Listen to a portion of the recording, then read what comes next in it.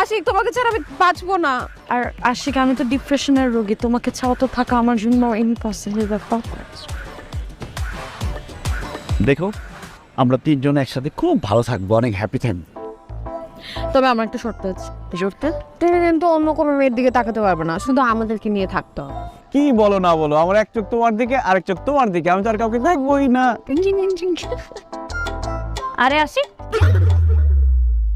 এরা কারা? ও নীলা, ও মিতু। বুঝলাম ও মিতু নীলা, বাট ওদের সাথে তোমার কি সম্পর্ক? ওরা আমার গার্লফ্রেন্ড। ওরা তোমার গার্লফ্রেন্ড হলে আমি কি? তোমার মাঝে আমাদের বিয়ে ঠিক করলো? তুমি আমার হবু বউ।